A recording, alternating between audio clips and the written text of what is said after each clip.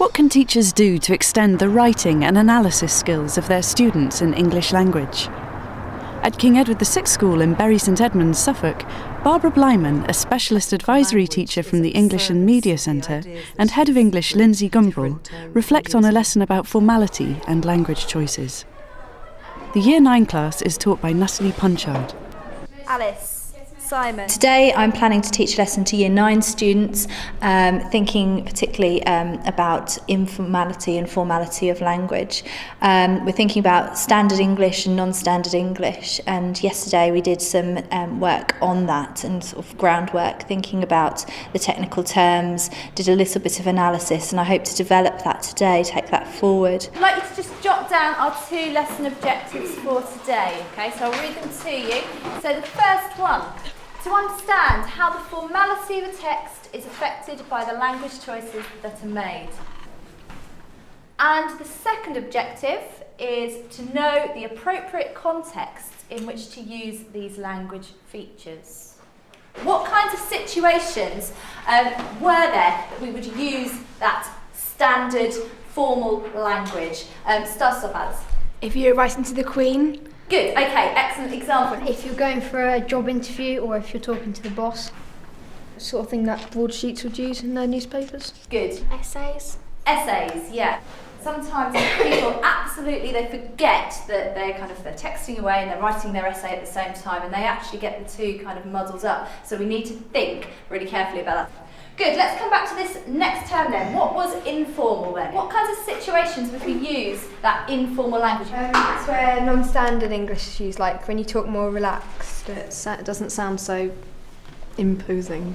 When you're writing in your diary. Good. In a text message to your friend. You use it if you're emailing your friends, then you use it in an email. MSN. MSN, yeah, good. I really like the way that she's going to be focusing on the detail of close work on language, but actually her starting point is quite a broad issue. You know, she's sort of talking about informal and formal. I think a lot of the way that we approach texts now shows the impact of the literacy hour work, you know, the work that was done on text and sentence and word level. I think it's had a very positive spin-off in the classroom, and because it is important that students are engaged immediately by like the big picture, and then you lead them through into the more particular analysis of language, which they'll do later on in the lesson. I'm going to start off with actually looking at a variety of different texts, and they've got to put them in kind of order of formality, get them up on their feet, moving around, which they enjoy doing. There's pig out on pizza and stuff. Yeah, and loads of what are they called? Like exclamation marks. Right, let's get up, let's move.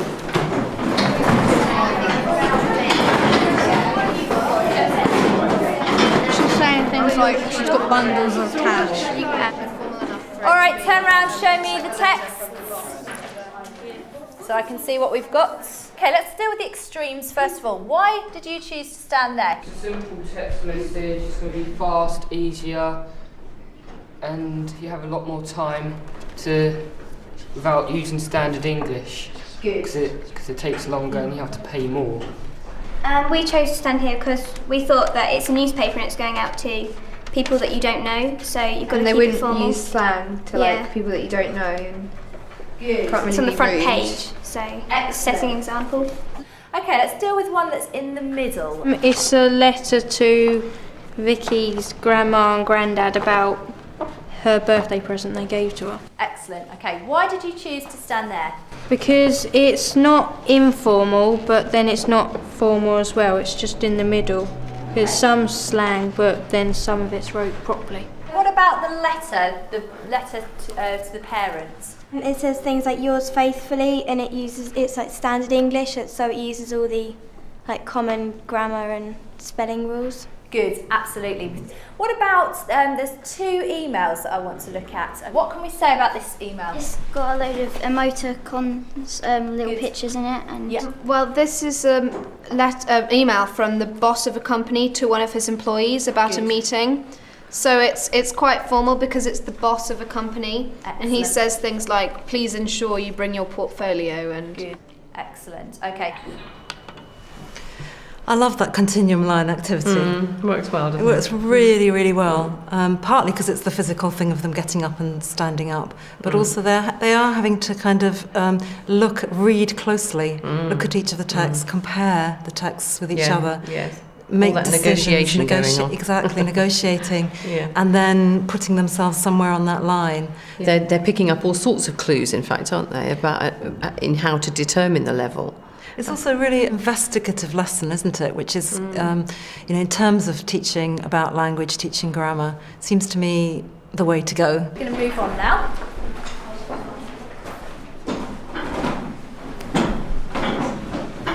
All right, we're actually going to deal with the email, which was fairly chatty, that we said was right down here on the informal side. We're going to actually be thinking about analysing the language used in the email.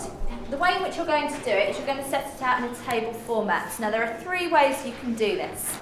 It's a mixed ability class, so they're actually there's kind of a low level sheet where they're actually only just cutting and sticking, matching the examples and the analysis. The second level is they're given the features that I'm expecting them to find, then they're actually going to look for the examples and do the analysis themselves. And then the final thing is they actually find the high ability students are actually going to look for the features themselves, identify the features themselves using the vocabulary that we did yesterday. Talk about it with your neighbour, don't need to be just silent. I think you use that because she wants to make her point really clear. Yeah, they've missed the G off nothing. Look, send me a text. TXT. Yeah. 2 more minutes. No use of capital letters, that's all the way through. Yeah. What I want you to do is to look down your list, and I would like you to pick 2 that you think show that this is a really informal email. Overuse of punctuation. Using number homophones and short words like bout. No use of capital letters. Also missing out vowels in words. Super. Okay, excellent. It's really well judged, that, isn't it, in terms of offering that range of different levels at which students can pitch in. A lot of us have become very accustomed to delivering lessons at 3 levels, but maintaining the overall focus of the lesson, of course, and students all then feel that they've got something very valuable to give. At this point now, they really are looking very, very closely at the detail of language. But I think, as we said earlier, it's kind of from a broader perspective. They've got the taster, haven't they, in the continuum line, of a whole range of different ways that informal and formal language can be used. And then to be able to sort of cut it up or write about it or dissect it, you've got that tremendous engagement there at all levels in the class.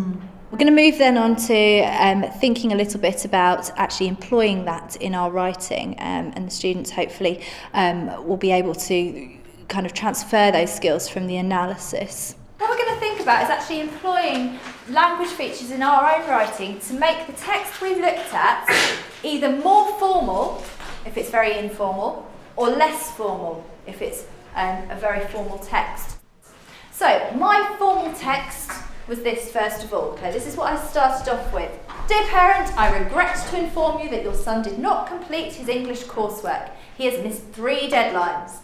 Unless your son completes his English coursework by Friday, he will be placed in faculty detentions every lunchtime until he hands the work in. If you have any further questions regarding this matter, please do not hesitate to contact me. Right, transform that now into a very informal message. So I've said, hi mate, your son didn't do his English homework. He must do it tonight or else. Text back if you have any questions or cues. What I want you to do with the text that you have got, whether it's the newsletter, newspaper article, is to make that into either a very formal text, if your text is informal to start with, or the other way around. Alright, I'm going to give you about 15 minutes or so to do this task. Hi. I put it in H-A-Y. How do NS? Thanks. If you are not busy, text me back. Should we do something a bit? If you say if you're free, it sounds a bit informal. Reply if you are available. You put 9 p.m. and 9 o'clock. I keep doing punctuation. It's really irritating. Her choice of text messaging, I think that's just great, isn't it? Because it's kind of taking a a text from everyday use, a text that they will be really interested in, and it's drawing on their interest and immediate kind of expertise, if you like, to think about language. Yes, absolutely. I mean, it's very rare nowadays that students haven't got a mobile phone, and although they're not supposed to use it in class, hey, fantastic if they can actually use the language that is becoming second nature to them now. How are we doing? Nearly there with this. And then to kind of round it all off and to look back on the objectives, we're actually going to then pin them up around the room. They're going to have a look at each other's texts and see what works, what doesn't work, as appropriateness of a text, and thinking about the language specifically. If we come back to mine, do we think that's appropriate? No. Okay. Why not though? Can we say why? It's not very serious, and it's a serious matter. I think that if I was that boy's parent, I wouldn't be happy because the teacher's not really taking it seriously, and I'd be quite cross. Again, it says, "Hi, mate." Well, the parent would be put off by that because they don't really know who the teacher is. Yeah. All the words are like shortened, so they probably wouldn't like understand it. Yeah.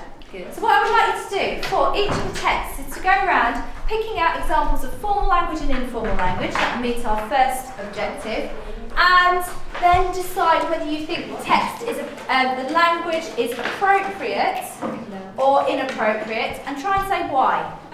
Okay, let's go. Your feet. If I said that to my grandparents, they would flip. I'll put letters. Okay, back to these learning objectives. Right on the floor. Okay. Look at your sheet that you've just filled in. You should see that you have understood these two things. So, first of all, understand how the formality of a text is affected by the language choices that are made. What kinds of things were you analysing earlier in the lesson? Things that you've spotted now that tell us the text is either formal or informal? Standard English. What things tell us that it's informal? Using like emoticons and letter homophones and number homophones. Excellent, okay, good technical vocabulary there. So we know that the formality is affected by these choices of language that we make, okay? What about the appropriate context? What can we say about that? Yeah. It really depends who you're writing to or who its audience is. Excellent, okay. Who you're writing to, the audience of your text. Just put your hands up if you think your grandparents would understand that message. Okay, would they understand that text message? A few, not very many. Okay, you must have very trendy grandparents. I thought the way she got the students to write on sugar paper and then put it up on the wall was a really good strategy. I mean, it's so low tech, yes. and simple, but really, really good, because they could then display all of the texts on the wall and they could read each other's. And it was a really nice way of kind of tying everything in together at the end of the lesson. They're living in this time of huge language change, and to get them enthused and say, well, wow, we're at the forefront of all of this, it's a really successful way of approaching language. That sounds good. Yeah. No, the homework is for after half term. Bye.